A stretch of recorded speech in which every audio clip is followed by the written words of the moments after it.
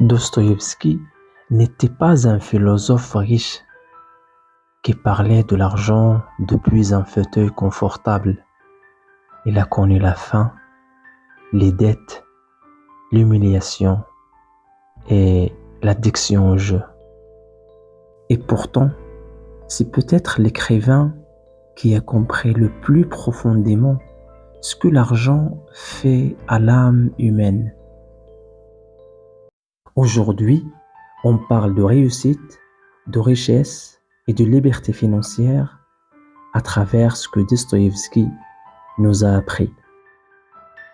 Et on va voir aussi une autre question que Dostoïevski pose, c'est que devient l'homme quand l'argent devient le centre de sa vie?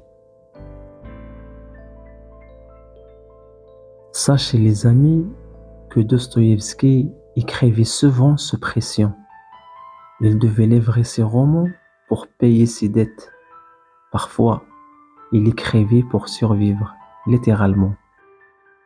Dans son roman Le Joueur, Dostoïevski décrit l'addiction avec une précision presque douloureuse.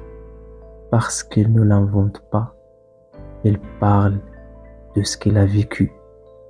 Il sait ce que c'est que d'espérer qu'un billet change toute une vie. Mais à chaque fois, le même constat revient. L'argent promet le salut et ne tient jamais parole.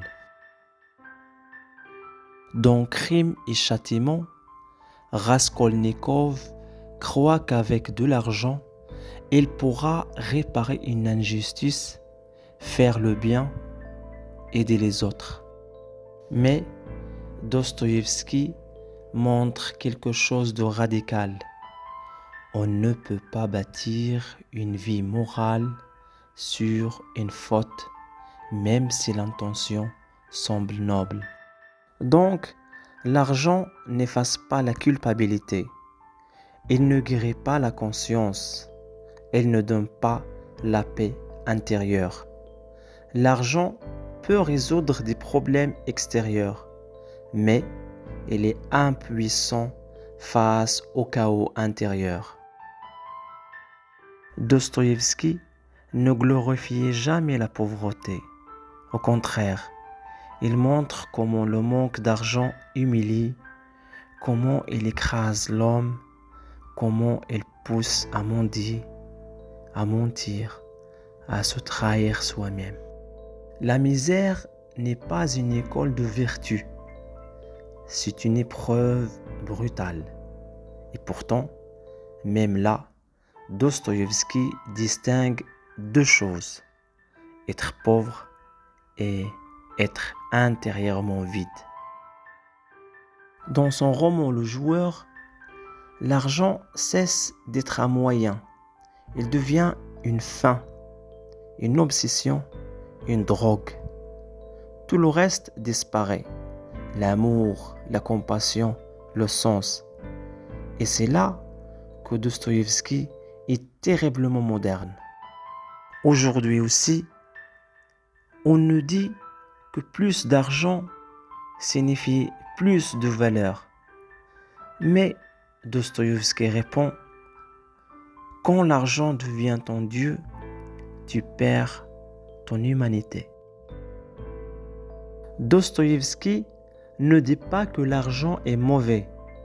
Il dit qu'il est dangereux. Qu'il est dangereux lorsqu'on lui confie ce qu'il ne peut pas donner. L'argent peut t'aider à vivre, certes, mais il ne peut pas te dire qui tu es. La vraie liberté pour Dostoïevski, ce n'est pas de posséder plus, c'est de ne pas être possédé. Et peut-être que la question la plus importante n'est pas combien vaut ton compte en banque, mais qu'est-ce que l'argent fait de toi?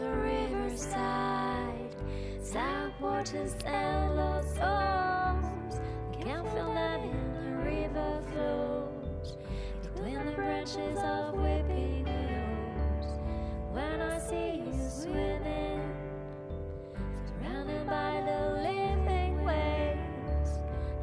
forget and enjoy you.